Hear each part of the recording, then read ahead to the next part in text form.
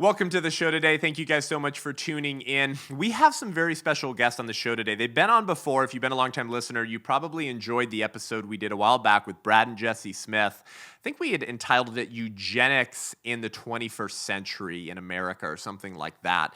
And Brad Smith is on staff with Michigan Right to Life. And him and his wife, Jesi, are sort of G.K. Chestertonian anti-eugenicist activists, meaning that they're some of the lone Christian voices blowing the trumpet against the eugenic leviathan in America. And whether you know it or not, Christian, eugenics is more alive today in America than it was when the eugenicists were building their vision, when Chesterton wrote his book Eugenics and Other Evils in like the early 1900s. And they have a daughter with significant needs who many doctors have refused to care for because they believed her to be what the Germans called Lebensunwertes Leben.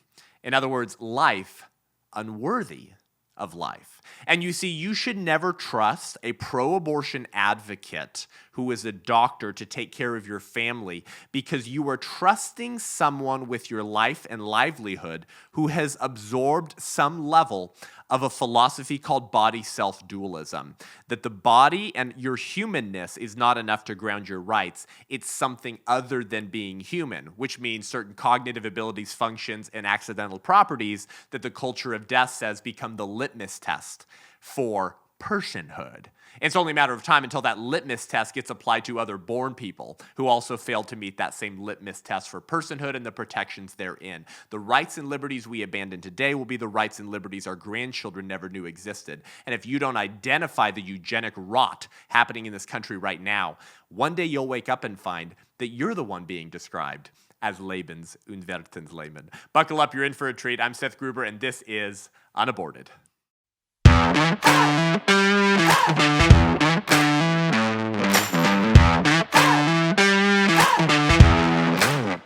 Brad and Jesi, welcome back to the show today. Thanks for having us. We're glad to be here. It's you guys are some heroes of mine. If we had more of your spirit of a father and a mother in the church and culture today, we would not be in the situation that we're in.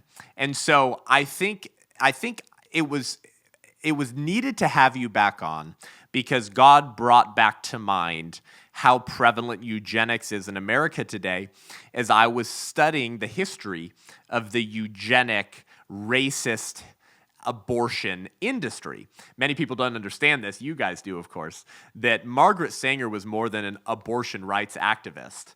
She was a Marxist communist revolutionary who just wanted to use birth control, sex ed to titillate the masses, to break down sexual and societal mores in order to institute her revolutionary agenda.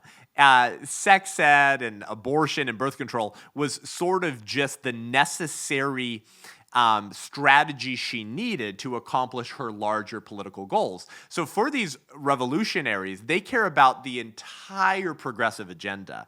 They just know that abortion is kind of the linchpin or the hinge upon which progressivism swings.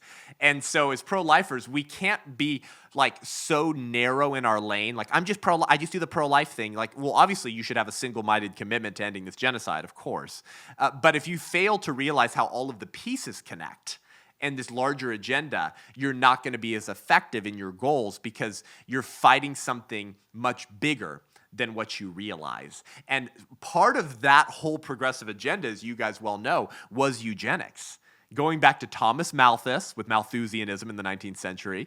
And then you had one of Margaret Sanger's sexual partners, actually, and mentors named Havelock Ellis during her year and a half in England because she had to flee New York for breaking the Comstock laws for titillating the masses through the American Postal Service. And Havelock Ellis's personal mentor was a man named Francis Galton, the man who popularized eugenics and coined the freaking term eugenics. Francis Galton was first cousins with Charles Darwin. Okay, so I mean, people have to understand how this whole agenda all goes together. But it's not just about blowing the trumpet on what old school Democrats used to believe or how those ideas impacted the Democrat Party today. It's bigger than that. It's happening still, right? It's happening Absolutely. still. And they're just more silent and successful because of it. And so with that very large 30,000 foot intro to this podcast conversation with you guys this morning, I want to return to that conversation. And I want you to educate and bless and fire up and break the hearts of our listeners as to how Sanger's, Hitler's, Ernst Rudin's, Leon Whitney's, Madison Grant's vision is being fulfilled in America today. So for listeners who weren't listening to the podcast when we had you back on, tell us about you guys, your marriage, your family, and your story. So we have 5 children. Our oldest is Grace, and then we've got a son, Elijah, another son, Gideon, and then Hope, and our youngest is Faith. Faith was born with trisomy 18. And trisomy 18, so your viewers understand, is a chromosome abnormality. Most of them would know Down syndrome, which is actually trisomy 21. Right. So this is an extra chromosome on the 18th, where Down syndrome is an extra chromosome on the 21st. Yep. She, when being given this diagnosis, we were pushed to have an abortion, and several times until I got angry with him. Yeah. And it's interesting because you talk about like this whole eugenics movement, and part of every one of those movements have been what they have tried to rename someone as some type of subhuman person. That's exactly so right. 2 of the things they called my daughter incompatible with life, while literally she was in my womb, alive and kicking during that appointment. Wow. And then the other was a fetal anomaly. So even at 13, I have to say to people, she's no longer fetal. She's 13, so it wasn't fatal. How many hoops does she need to go through, or how many hurdles does she need to jump? You call her a human being. Fetal anomaly. Okay, good. I want people to remember these terms. Somebody a rat, or all through history, we have people vermin. Calling. Yep. Yeah. Well, it's their way of doing things. They always like to take things and rebrand it. We actually were just speaking with some doctors, some great doctors. These were doctors on our side. But even in their language, they use things to soften the blow of what you would call, what was it? They were the implicit bias. Implicit bias is what they would say, right? One of the doctors there said she had just went to a conference, for doctors on implicit bias. But we would call that bigotry and discrimination. I mean, so tell us more what that means and how they were using that term, because leftism does come along with a lexicon. And it's kind of an alternative language. And if you don't learn to speak leftism, you actually won't understand your enemy. And so tell us more, unpack that more for us. Yeah, well, so as we were talking about things, and I brought up and was talking about how disabled children are treated, and they're being discriminated against, and it's bigotry and hatred. Yep. One of the doctor's response was to say, yes, there's definitely an implicit bias. So she was acknowledging it, but again, using softer language, which is what they like to do. So they want it, the same thing with fetal anomaly. They don't want to hear disabled child, right? That's not, we're not talking, they don't want it to be a discussion on disabled children. They want it to be a discussion on incompatible with life, fetal anomaly, dehumanize, make things sound softer than they are, medicalize things too, as much as you can make it seem like it's not what it really is. Yep. So this is for instance, with our daughter. So she's going through heart failure. We go see a doctor. He's willing to treat her until he finds out what her chromosomes are. So now he comes back and says to us, gosh, do you know what your child has? She has trisomy 18. I don't know if we can do this. And this is where he says we'll have to go to an ethics board to get the surgery. But he also describes what heart failure is like. And so here you have somebody saying, we can either take your child, let them die through heart failure, which is no picnic. You're basically drowning in your own fluid. or we can give them the life-saving opportunity here. And that I have to go to a doctor or a legislator and advocate that my daughter is a worthy enough human being to get the care I'm paying for, or to talk to a legislator and say I shouldn't have to defend my daughter's quality of life. And one of the things I say to the doctor, to put it in perspective, is I happen to know that doctors have some of the highest suicide rates, depression rates, and substance abuse rates of almost any profession in the world. And they all know this. And they all know this. They go to classes on it. In fact, many of them don't get help they need because they don't want to ruin a very good career. Wow. And so you have people that Why do you think that is? They're the last group of people I would want evaluating my daughter's quality of life, because look what they do in the world, and they can't rightly evaluate the quality of their own. But even quality of life, when you look at it, the term itself, quality of life, it's exactly what you said. It's the same thing. It's just repackaged, life unworthy of life. Yep, that's right.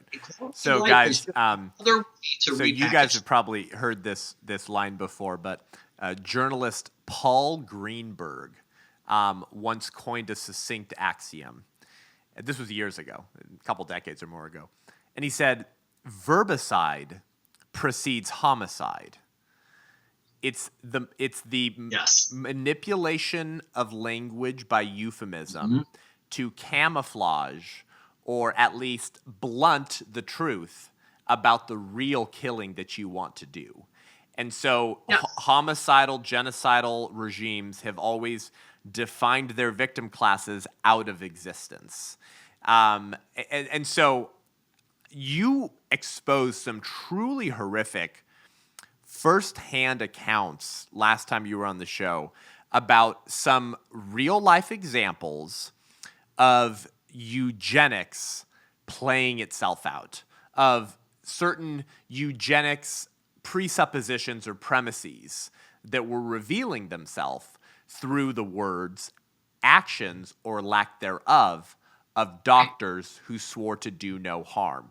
Can you start just sharing some of your experiences, some of your story, your journey as a family because of faith, right? Yeah. Yes. Because of your faith and how that's built your faith, and how God has used that actually to kind of raise you guys up as some voices against a lot of this wickedness. But a lot of this stuff is stuff people have no idea is happening in the country. Can you just kind of educate us a little bit?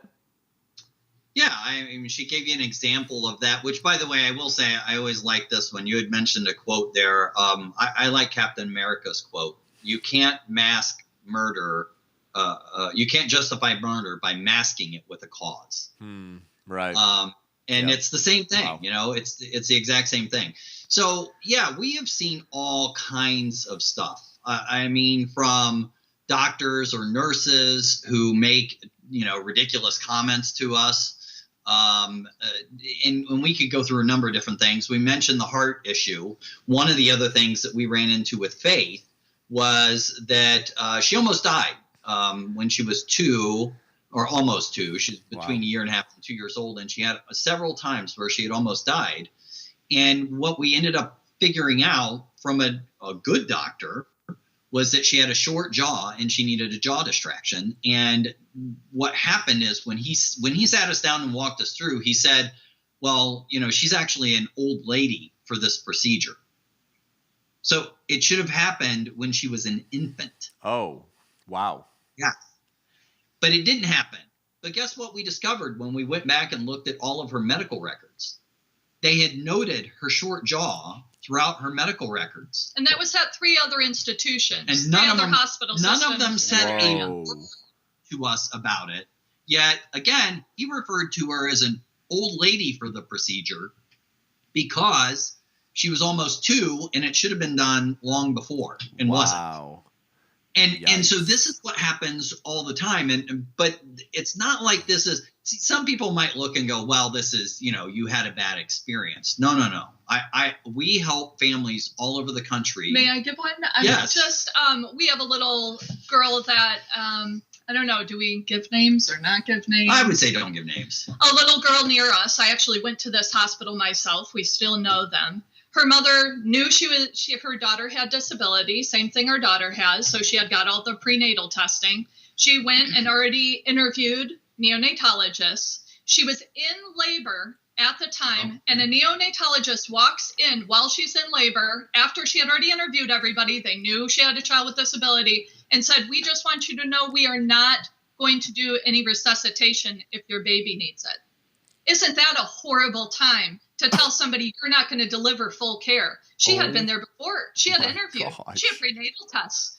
And so she was crying because she's like, did I come to the wrong place? I mean, there's no opportunity while you're in labor to transfer and leave. At that point. And thankfully, her daughter breathed on her own. But can you imagine, what other child are they making jump, again, hurdles? Or we have another little one, different state. And this little boy, his dad goes to the hospital, is flipping through the chart,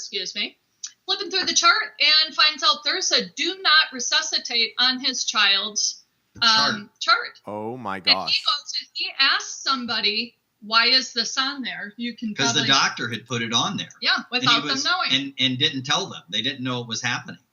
Wow.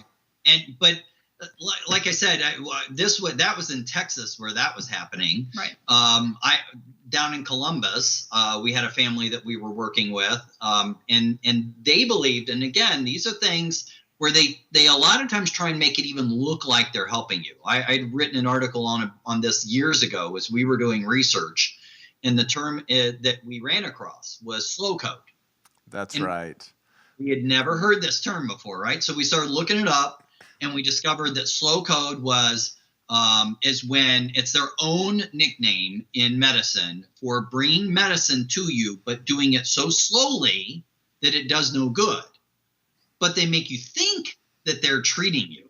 So that's the idea behind it. So here's what happened. This family down in Columbus, they were working with the Children's Hospital and this NICU doctor. So this is a neonatologist. He comes into them and had been treating for a long time. And I told him, I said, look, you got to keep your eyes out. Even if you think they're helping you, they may not be helping you. Right. You've really got to be cautious. You've got to weed things out. And there's certain things we say now to weed it out. Yep. We're pretty good at doing it.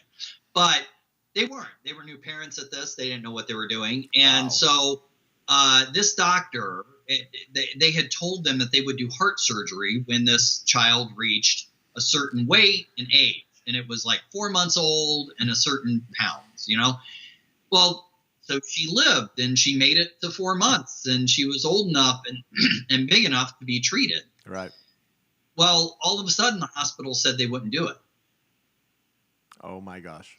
It's interesting is I started helping them find other hospitals, and we found one in St. Louis, and a doctor there was willing to do this heart surgery, which was, in this case, was a more complicated situation. Yep. But was very willing to try and help their child. So they were getting ready to go, but in the process, we were getting all kinds of second opinions. What happens is this doctor finds out they're getting a second opinions. He walks in. The dad told me this story. He walks into the room. And he greets them like, hey, how you doing? Because they, had a good relationship. He said he barely got that out of his mouth. And the doctor launched into him and he was angry. And he said, what are you doing going for all of these second opinions? We went above and beyond what we ever should have done for this little girl. Oh. Can you imagine? He was lying through his teeth the whole time. What we ever should have done? Yeah, he was. What they were doing was waiting for that child to die. They didn't think she would live to 4 months old. So when she did, he was furious that they were seeking help. So they were just biding time, hoping that child would die. And this happens all the time. I had a child in Arkansas. So this is like the fifth story you're on now, huh? Oh, yeah. I could go on all day telling you stories. Keep going. I want people to understand that this is not an anomaly, that this is not rare in America and in American medicine. And that's why I want you back on the show today. So please keep going. Yeah, it's everywhere and it's prevalent. And I'll give you some stats too to show it. So this Arkansas, this little one with T18, and I've been doing this for a long time. I'm pretty good actually at asking questions to the parents and getting a sense of, can we help this child? What's their situation? Do they have a more difficult heart? That kind of stuff. So I walked through all of that with her, and I'm listening, and I'm like, hey, look, this child, you got some tough things, but nothing more than most trisomy 18 children, and we can get you help. And so the hospital there would not help. They said that they would not do any treatment, and because of the trisomy 18, right? So, which is, can I just say, is illegal, actually, if you look at the law under the Americans with Disabilities Act. Good. You cannot withhold treatment based upon quality of life or disability. But that's what they're doing. They're breaking the law and doing it all the time. So this hospital decides they don't want to help this child. So I start talking to my doctor up here, who is one of the best in the country, the guy who did the jaw distraction on our daughter. And he's willing to treat and help her. So we start talking about trying to get a transfer. Well, this conversation starts in October. This is going on for months and months and months. We're trying to get something done. And the hospital, they keep teasing with, well, we'll do this and then we'll do that. And so then, they keep dragging things out. And I'm like, you need to get out of there. Let's get you up here. Well, then they even said, once she really started looking at transferring, then they said to her, well, we can't treat you when you come back. Wow. So even do follow-up care. Right? So now my hospital goes, well, if they won't do follow-up care, we can't do anything. Wow. We need to do follow-up care. If you won't do follow-up care, we can't take the child. Wicked. Unreal. And so I got an attorney with her. We pushed them and put enough pressure on them and started talking about disability and discrimination and going after them. I actually filed a complaint against this hospital. Good. And so they held this child, though. They stood in the way of a transfer until I finally got that attorney involved. Then they said, well, we might be willing to do some follow-up surgery or follow-up care. We'll just have to see how things go. So at that point, my hospital was back in and said, okay, we'll do something. Well, so they sent all the records in. My doctor looked at them. And at this point, he had to send a note to mom and say, I'm sorry, it's progressed too far. There's nothing that I can do now.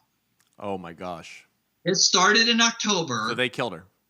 This was in April by the time we got that done. We're talking 6-7 months before we could get that done. They killed this little girl. Wow. And I'm telling you, I've done this long enough. This little girl could have lived. I have no doubt in my mind she would have lived. And these policies are what they won't do. And they don't tell you they're not going to do them. Become hidden nets that you're trapped in. And people don't know what you don't know. So you don't know to ask what particular thing you should have, what doctors should be doing. That's supposed to be. Fiduciary ethics would say that was their job. But the other thing is, I've made the comparison with doctors. I have gotten more transparency, taken my minivan in to be worked on. If they don't work on Honda Odyssey minivans, they tell me at the get-go. They don't keep the van for a week, charge me, and then go, you know what? We actually don't work on these type of vehicles. Wow. But that's what they're doing with these kids. And it really becomes a time issue for that child's life. They have robbed them of their life by taking that time. It is the slow code. Making that family think they're doing everything. Drag it out. Drag it out. And I'm telling you, it happens over and over and over again. And I think we can prove that. Here in Michigan, we had many of the University of Michigan medical students that they all walked out of the white coat ceremony because they found out the speaker was going to be somebody that had pro-life views. Yeah, Dr. Kristen Collier. So we actually have that video today, Jesi. So we're going to play this short video for our listeners and those who watch on YouTube. This was very recently. White Coat Summit, right? Induction of doctors, is it as well? And the speaker, it's a welcome, essentially, white coat ceremony. That's right. And the speaker's pro-life. And watch what happens. Let's play this clip.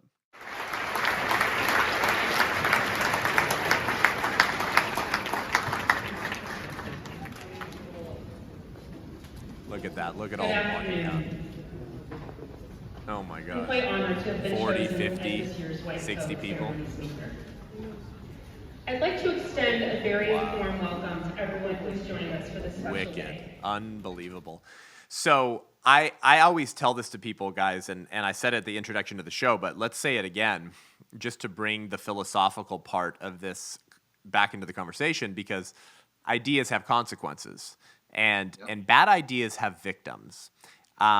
You should never I love trust that. someone who is pro-abortion to care for your family as a doctor, because in so doing, they have absorbed some level of body self-dualism, which is actually an old heresy. It's called Gnostic dualism. The church has called it a heresy for centuries. It's the belief that the body is actually not the real person. It's just a shell for the real you. And so the real person is your thoughts, your aims, your consciousness, your desires, intangible things.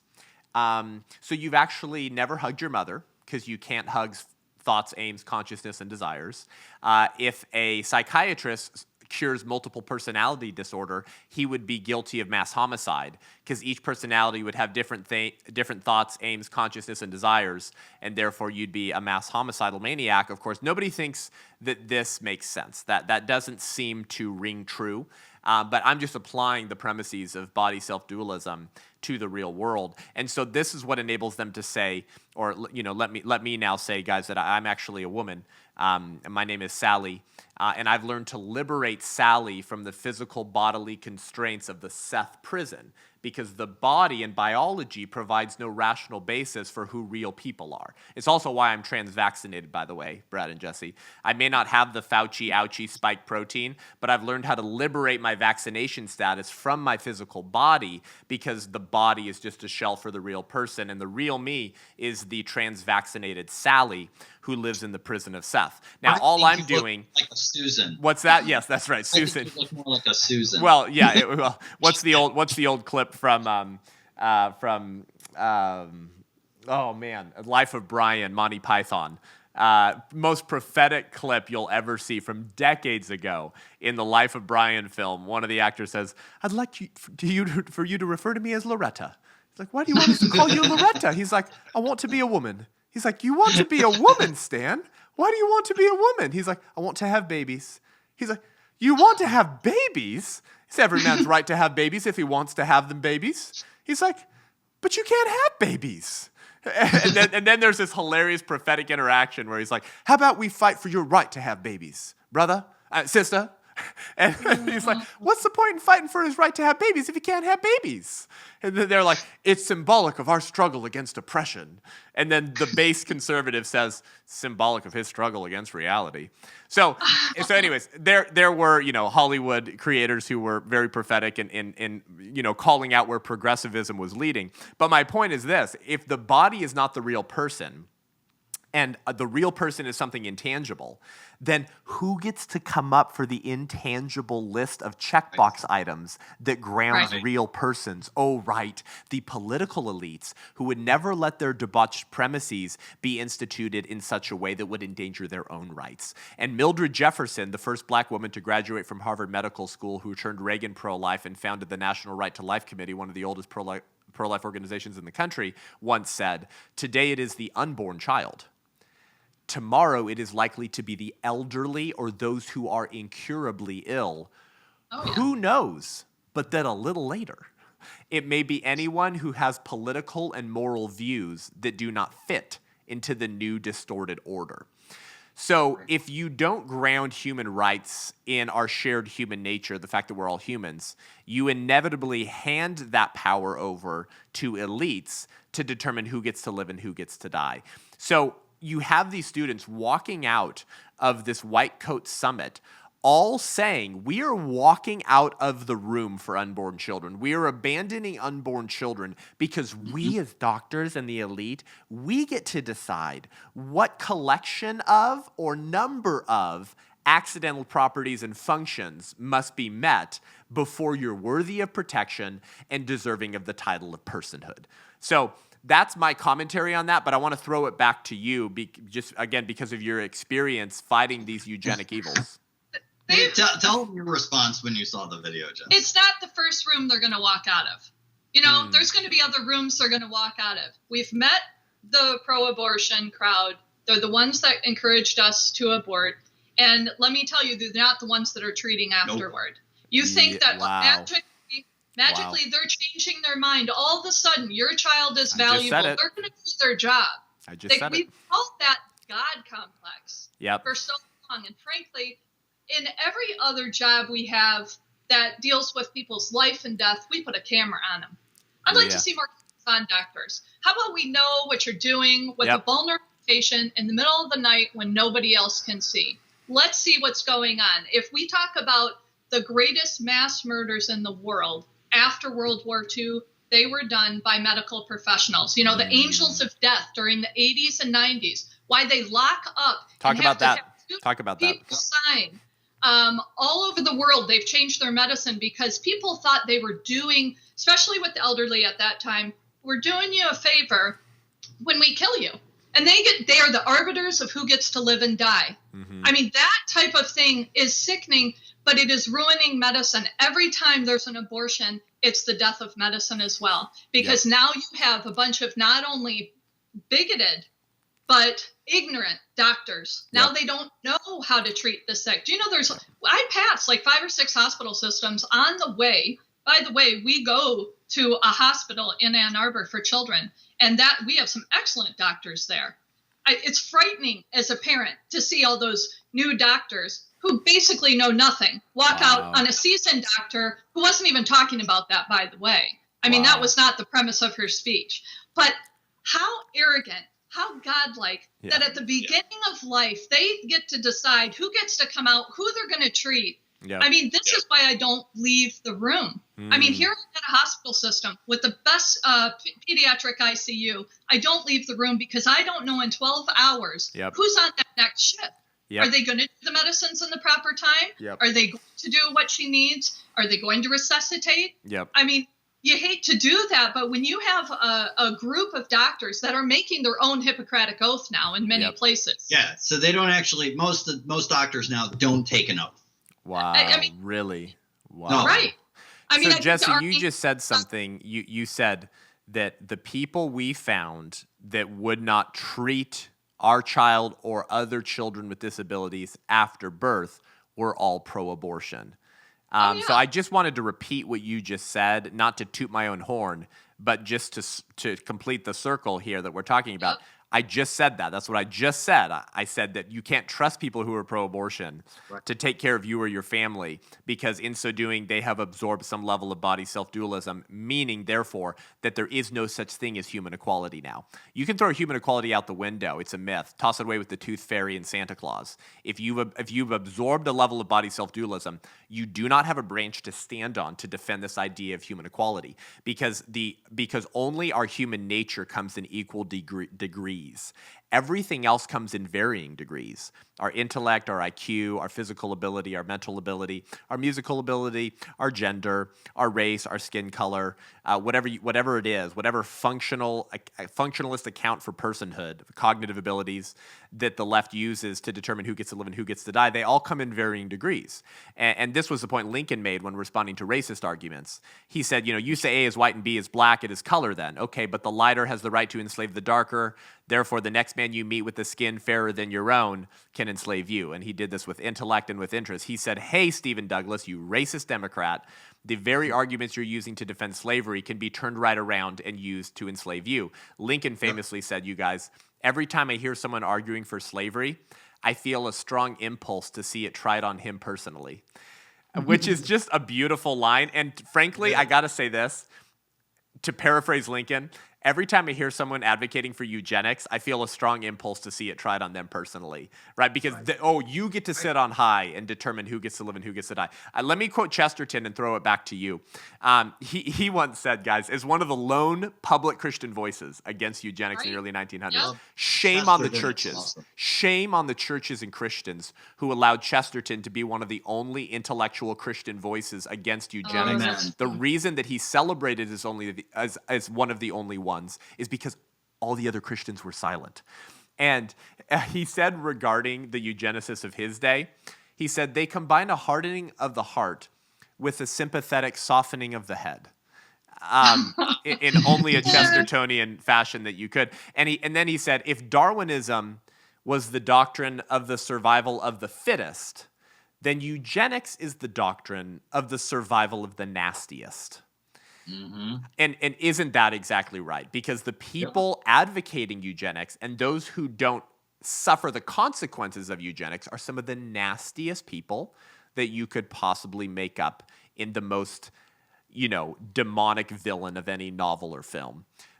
So anyways, Jesse, continue. Tell us more about what's happening in America, what we should be aware of, and then maybe like, what do we actually do about this?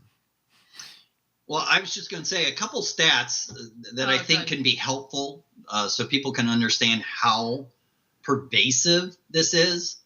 So a few years ago, we were working on some legislation here in Michigan that we wanted to get passed. And Jesse was doing some research, and as we were doing that, we came across an article in a medical journal on Trisomy 18. And this doctor was arguing about some different things, but in one of the articles that we found, there was a survey. And in this survey, they sent it across the country to 3,000 NICU doctors. So these are neonatologists. This is the neonatal ICU, right? So these are the children that, these are the doctors that see our children first when after they're born. Okay. Yep. So like Ralph Northam used to. Yeah. In that you got it. In that survey, they asked them, and they had, out of the 3,000, 490 responded. Okay. And I give you the numbers so you can understand this is a good cross-section. This is a good survey. So say it again. How many out of how many? 3,000 were sent out. 490 responded. Okay. That's a big number. That's not a small number to base this on. So out of that, one of the questions they asked them was, do you think that it is ethically permissible to put a DNR, so a do-not-resuscitate order, do you think it is ethically permissible to put a DNR on a child you deem incompatible with life or not able to live? Yeah, Lebensunwertes Leben. Without even asking the parents' permission? No. Yes. Oh gosh, I don't want to know the results. You don't want to know the results, but I'm going to tell you. 76% of NICU doctors said that it was ethically permissible to put a DNR on a child without even asking the parents' permission. Holy moly. Why haven't I seen that study published on the activist media channels? Why has that not become national news? You won't. We ran across, here's another one we actually just got, it was last year, I think. Yeah. We were on it, and this again was a neonatal conference. It was an online conference that Jesse was invited to participate in, but it was online, so I participated too. And so we're listening to this, and the one doctor who was referring, she kept talking about Trisomy 18, and frankly, listening to her drive you crazy because she clearly didn't know what she was talking about. Wow. I know more than she knows, way more, and I'm not the guy doing it. Yeah. We've got plenty of doctors who know more. So anyway, this woman is talking about it, and she says verbally something that we've read before, where it talks about using medical stuff. So that it is a waste of scarce medical resources to use resources on these children. Wow. She excluded the word waste. She said, well, we always keep it in the back of our mind that this is use of scarce medical resources. Wow. That's the same thing the Nazis argued in Germany. Exactly. That the Jews were using up resources needed by fit Germans. Yep. That's the other word in eugenics circles, fit and unfit. Right. That's another synonym for Lebensunwertes Leben, life unworthy of life, incompatible with life. It's all the same thing. Yep. Right. Yep. So then she shared this survey, which I was amazed that she shared it, but she didn't seem to think it was a negative. So in this survey, when they asked them, 55% of doctors and nurses say that disability is worse than death. Yes, that is exactly what they believe. That's exactly right. And that's why they view themselves as righteous and right rather Right. than wicked and depraved. And you know Yeah. what, guys? That's what makes them that much more dangerous. Right. Who Agreed. are they going to claim they can't define next? They won't define a woman, therefore they won't protect her. They Right. won't define a baby, therefore they won't protect him. Wake Right. up, pay attention. Who will they claim to not be able to define next? This is Yep. a key tenet of progressivism and the secular moral revolution is the redefinition of terms to accrue Change the political language. power and fit their political purposes, which is why C.S. Lewis, a Chestertonian kind of prophet, said, of all the tyrannies, a tyranny exercised for the good of its victims may be the most oppressive. It may be Yep. better to live under robber barons than under omnipotent moral busybodies, because the robber baron's cruelty may sometimes sleep. His cupidity may at some point be satiated. But those who torment us for our own good will torment us without end, for they Right. do so with the approval of their own conscience. So exactly what you said is why I say something to a new doctor every time they walk into the room. Tell us. I have something I say immediately. I said, I want you to know starvation is not a medical treatment. Oh, good for you. Overdosing my daughter is She not says a it. medical treatment, Wow. and death is not her cure. Don't think you're doing me a favor That's by good. killing her, because I'm here for her to live. You have valuable skills that you went to school for. I'd like you to use them. And I think Yep. over everybody else's who refuses, they need to write, abandon hope, all ye who enter here. Wow. Because they have changed their coats to the Black Grim Reaper. And they Wow. think they can do either. And again, they're losing skills. And just to point out, somebody who wants gender reassignment is not asked about their quality of life, but my daughter to literally live is. They're changing bathrooms for people that may decide to be a boy or girl today and may not tomorrow. Yep. But I still have no place to lay my child down but a filthy floor in almost any place because she's bigger than an infant to change her. Yep. And they want our handicap spots next. Yep. Go ahead from the placard. Maybe they Yep. can park closer too. Yep. Good. The problem is they are usurping what we've always said. People that actually have physical, identifiable, medically sound things where they need help. We are getting rid of those, and we're making stuff up and making them, Yeah. giving them special access, Yeah, like that's it's exactly some right. backstage pass. Yep. Yep. Well, it feels like we're in Wonderland with Alice, and that was kind of always the point, actually. Right. It was to entirely upend society so that they could recreate it in their own image. And that's what we need to understand. I'll tell you one thing. A Christian theocracy is sounding really good right about now. And, for all this talk about Christian nationalism, like all these puff pieces, even from seemingly Christian people and leaders at the Gospel Coalition, which is just Tim Keller's brainchild, that say, the dangers and threats. Russell Moore, he gets so high off of this. He gets so, I shouldn't use the word I was just had in mind. Anyways, he gets very excited about this threat he perceives as Christian nationalism. What does that mean? It means being a Christian and believing that your duty transcends into the political sphere and that love of country is, just an extension of filial piety. You love your family because they're your closest people. Then you love your city because you want to create a safe city for where you live, and you care about your county because your county is where your city is in, which is where your house is in, which is where your children are in. Love of country is just an extension of filial piety. And so if you want to contend for the truth and the Judeo-Christian worldview, which built this country and has provided the freedoms that we now take for granted, you're called a Christian nationalist and the greatest threat to America. I think what we need right now is about Christian nationalism times 100. We have eugenics. We have children being murdered. We have healthy children having their breasts cut off and their penises cut off by their degenerate parents who approve of it. And if they don't approve of it, the federal government would like to remove those children from their parents for being abusive. You have Planned Parenthood last year, Brad and Jesse, when they finally acknowledged that Margaret Sanger was kind of a piece of crap and a eugenicist racist.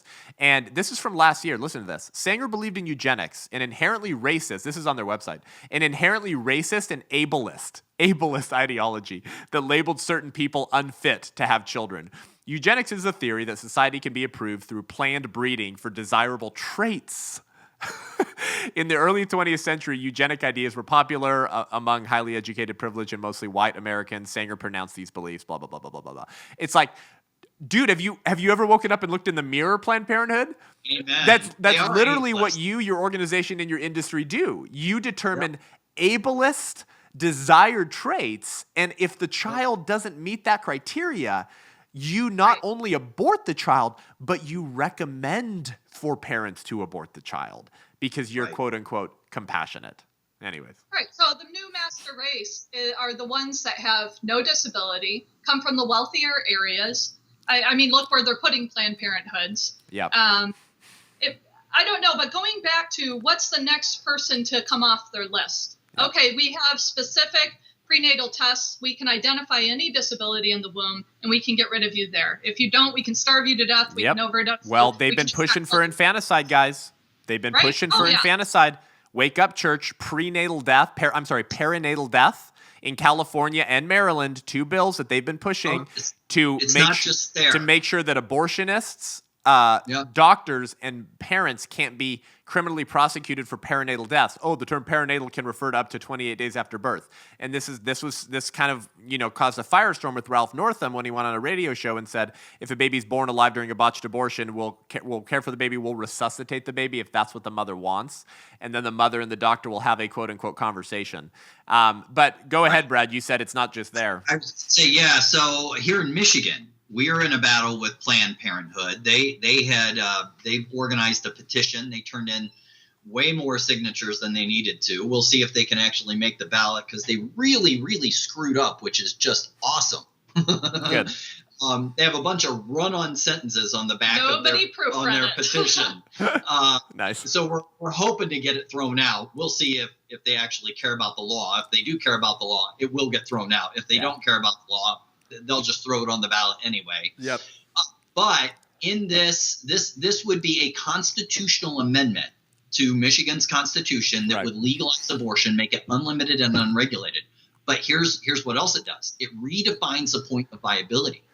So you're not even considered a viable human being unless you can survive without extraordinary care. And they get to define what extraordinary and they get to define what that means. Yep. Yeah. Yep. I mean, I can tell you now, my 13-year-old needs extraordinary care. Yep. Well, some parents would say, my healthy teenager with no medical needs, it still needs extraordinary care. But isn't that the point? Is that it's subjective? Yes. It's totally subjective, and that's the point. Church, wake up, people! It's to create open-ended premises and ideas so that if they get called out for it or if it becomes a meeting of minds or a political battle over the legislation, they can point to the fact that they weren't violating anything in the law because they intentionally wrote it in such a way as to be open-ended. I think we do need to go to the law because there is a law that has been written on the heart of every man, and it is thou shalt not murder, right? And even Jesus questioned it. What should be lawful to do? To do good or evil, to save a life or destroy it. And he didn't even have to answer it. It should have been obvious. Law should save lives. So it is so absurd that I have to, and because I have to do it every time I go in, I get emotional about it because my daughter's life is at stake. So, the doctors Jesi, I want you to tell the story you told last time because I barely remember it, and so our listeners probably don't at all, and so I want you to tell it again. It was a story about you going to like a Planned Parenthood pro-abortion meeting or rally, and you took faith there. Can you tell that story as we start to wind down? Because I want to keep hitting the nail. I want to keep driving this point home that these people are wicked people, and they will apply their abortophilic, infanticidal body self-dualism just as quickly this side of the womb as they already do in the womb. Wake up. The longer you tolerate this, Christian, the sooner you'll find that you no longer have any rights. So can you tell that story? Well, there's a couple quick ones. I mean, we went to a Planned Parenthood meeting at a university near us. And so we go in, the room's full, both of pro-lifers and pro-abortion, not a seat in there. But I've got faith in our gate trainer. We take up some space. So people literally had to part like the sea. They're all moving desks and chairs so we can get in. And somebody finally gave us their seat. And the speaker, who is a young woman, is visibly nervous. The very reason when she saw Faith. That's when she became visibly nervous because Faith is right in front of her, the very person she is saying. And she literally is on her screen flipping slides very quickly. Skipping them. Yes, skipping them on her presentation, asked for some water because now her voice is quavering. Because the human being she wants to get rid of is standing or sitting in front of her. And Faith looks super cute that day. There's no denying. And she ended up saying, I like her bow. I was like, oh my gosh. But it changes the conversation because a person with an experience is never at the mercy of a person with an argument. I have experience. I'm living the life. And I will stand for any life like that. The other one, real quickly, was actually at a family medical conference where we were. There was what was it? Like a little breakout session. It's a doctor's conference for family medicine, is what it is. And it was actually in Cleveland. It travels around, but it was in Cleveland. And we were invited by a doctor to come to this. We show up. As soon as we walk in the door, she says, "Hey, there's a breakout session right now. It just started. And the name of it is Tell Your Abortion Story." And she goes, it's taught by doctors to other doctors so they can shout that they have murdered babies. Trying to promote abortion, right? Let's teach you how to promote abortion. That's what this breakout session was. So she says, "Do you want to go?" And we're like, well, that's what we came for. Yes. Good.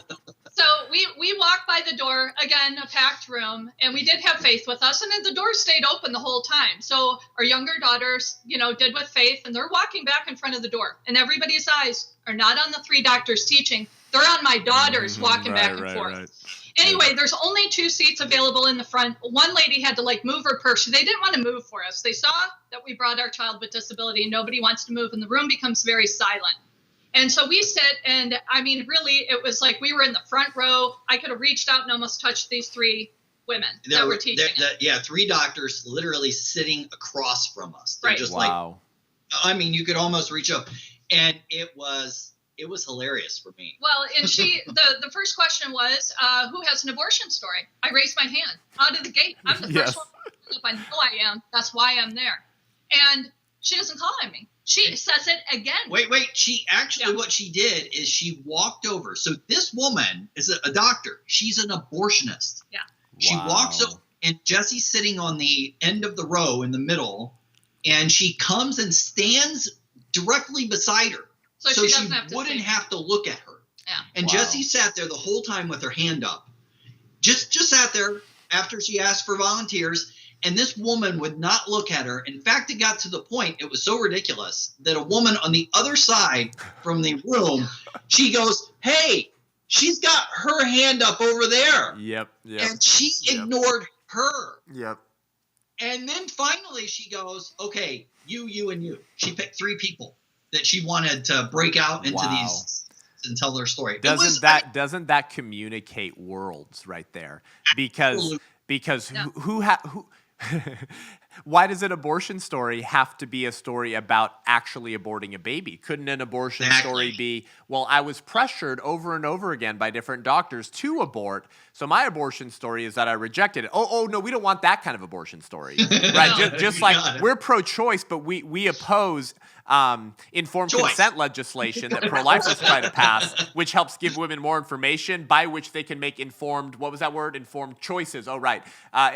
All of this is BS, right? It's always the manipulation of language. Verbicide precedes homicide.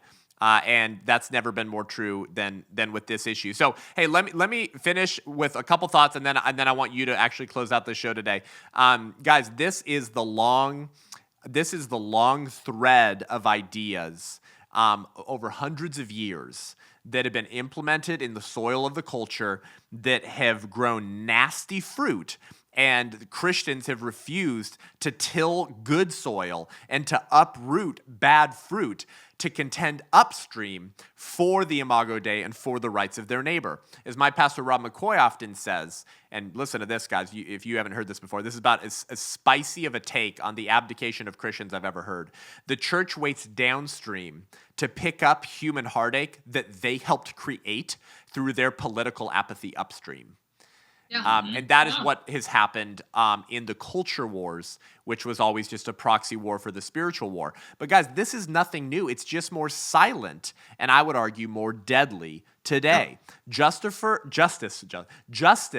was trying to combine justice with Lucifer. See, Justice Oliver Wendell Holmes in Buck versus Bell in 1927, they ruled 8-1 to uphold Virginia's mandatory sterilization law. 8-1. And guys, do you know what Justice Oliver Wendell Holmes' hot take was? 3 generations of imbeciles are enough. Yeah. And then you had Henry Osborn, lest you think I'm jesting, Christian, a paleontologist, so he loves dinosaurs, dead dinosaurs, but not alive children, and the co-founder of the American Eugenics Society, who summed up this scientific, follow the science outlook when he said, as science has enlightened government in the prevention and spread of disease, it must also enlighten government in the prevention of the spread and multiplication of worthless members of society. Wow. Well, I like what you say there with the church. It's one of the things that I try to hit home is I'm, working hard to get these churches involved. I know you are, yeah. And you've tried to get me into some. And as always, if I'm available, I'll fly up there and I'll do a biblical based, if you know what I mean, lecture on eugenics in the church, and we'll try to wake some Christians up. But go back to what you were saying. Pastors won't engage, right? So one of the things that, and I'm sure you've seen this, it's happening more and more because you have people, and I appreciate it. You've got like people like Tim Tebow, who started his outreach to disabled people, right? Which is great. The night to shine. I love it. But there are a number of churches now starting to do outreach to disabled and families with disabled children. Right. Which I appreciate. But I say this, church, if you want to do anything, you can do as much as you want with these outreaches to the disabled. But if you will not be a voice for the voiceless and speak for those who can't speak, if you won't stand up and affect and influence the law, you've done nothing for the disabled. I don't care if you've reached out and touched a few families. Which is, again, you should be doing. But if you won't stand for them, you've done nothing, because 90% of these children are being slaughtered, just exterminated. And if you won't be their voice, which you're commanded to do by Scripture, this is your job. I say it all the time. This is not the job of Right to Life of Michigan. This is the church's job. We can come in and help you. But this is actually your calling and your duty, and part of the church. So I accept it. But this is it's a frustration to me that we have so many churches that want to do this stuff, but they won't actually do what's going to really matter, which is really save lives. Truly, in Michigan alone, we had over 30,000 children killed just last year. That's the entire city of Flint. Being blown up. We have to approach this in a much stronger way than we are in the church. We have to be more aggressive. Christ told the Pharisees, you're so intent on following the law, but you've ignored the weightier matters, matters of the law. And the first thing he said was justice and mercy. Justice and mercy. You've ignored those weightier issues. Christ is better to have a millstone thrown around your neck and drown in the ocean than to cause one of these little ones to stumble. In America, where we the people are the sovereign and we're supposed to determine our rulers, it means we have greater responsibility. And so when evil happens, it happens on the watch of the church and American citizens, to whom the political authorities are accountable. So it is not an exaggeration or an embellishment to say that if children are murdered in America through abortion, or the unfit, in Margaret Sanger's view, the more needy in our midst are killed or marked for destruction, then those individuals are stumbling. And they are stumbling by our consent and by our blessing. because we care more about the idol of being perceived as not political than we do about contending for the rights of our neighbor when it means we might be labeled political. The idol of wanting to be perceived as not political has done far more damage to the American public conscience, soil, and country than quote-unquote Christian nationalism ever did. And it's about time that the church starts waking up, lest we repeat the cycles of history where when the good people finally decide to wake up and say, oh, we kind of need to stop this evil, it's too late. Yeah. Well, remember when Germany, they knew all those Jewish children were being slaughtered. There was some good people in Britain that started a child transport. And these are parents that had to let their children go, and strangers that took them in just to save the children that weren't from their country, children that weren't, of their nationality. And the church has been doing stuff like this. I mean, look at all the pregnancy centers. So in a lot of ways, the churches, Elizabeth Warren, here she was out there saying we need to stop these pregnancy centers, but she said something brilliant in there. There were 3 pregnancy centers, volunteer. People are fundraising for those. To everyone, Planned Parenthood who is robbing us, legalized plunder right there and killing children. And I was like, the people that say the church hasn't done anything, where have you been? That's not We've true. been giving. Right. We've been trying to save. But I think what you said was very poignant because we can't look at the politics as dirty. We have to get in there. This is a battle. I mean, just choose a side at some point. Hey, I always say, John the Baptist, we know very few things about him, right? We know that he baptized Jesus. Yep. And really the other thing that we know is that he lost his head because he got involved in politics. Yeah, well, Brad, what Russell Moore, Tim Keller, and Ed Stetzer would have told John the Baptist, you Republican GOP hack Christian nationalist, you're not being very winsome.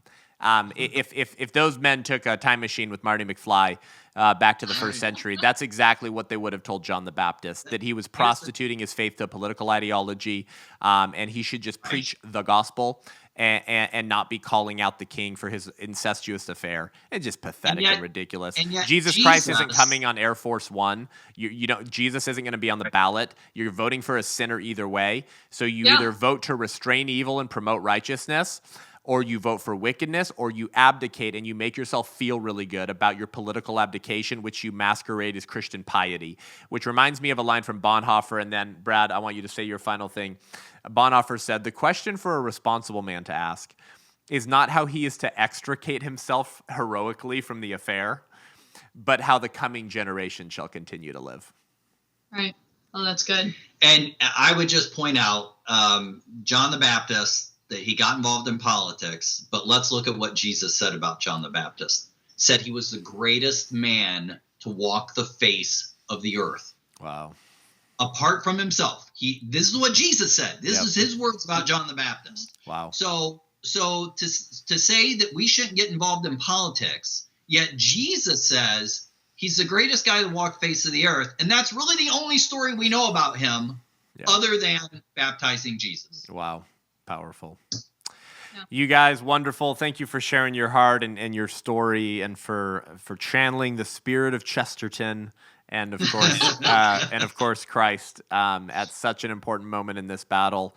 Let me know if I can help any way in the fight for protecting unborn children in the state constitution. We just got let down in Kansas, unfortunately. But we wake up to fight another day, and you guys have been doing that for so long. So we're grateful for you. Where can people connect with your story?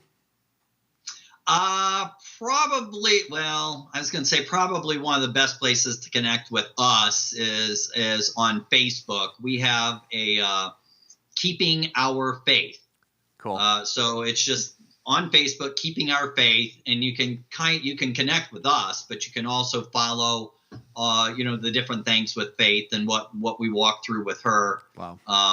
Whether it's the medical stuff or just day-to-day kind of things too. So, and aren't you guys speakers too? Is it with ambassadors or? Yeah, no, we're not with Ambassador at this point.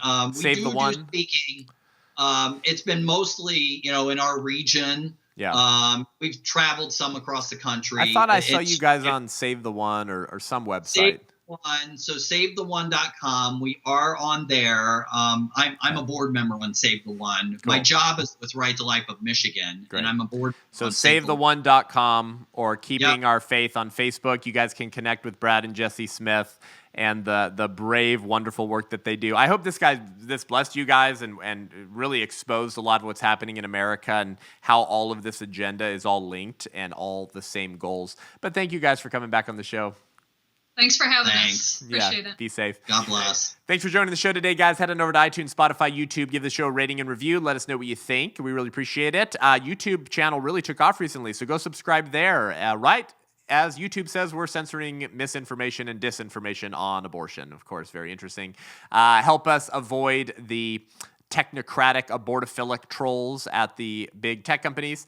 Follow us on TikTok, Instagram, YouTube. Give the show a rating and review on iTunes. It drives it up. More people see it, and we really appreciate that. If you want to connect with me online or book me for an event or see my speaking schedule, go to sethgruber.com. And if you want to become an ally of the White Rose Resistance to build the Christian resistance movement against our silent but far more deadly holocaust of abortion and to create the army of resistance that Hans and Sophie Scholl and the members of the White Rose Resistance envisioned but never saw realized, go to thewhiterose.life, thewhiterose.life to support us and build an organization that's a pain in the ass, a fly in the ointment, a stick in the eye to the abortion industrial complex and the culture of death until we take back life in America. Until next week, I'm Seth Gruber, and this is Unaborted.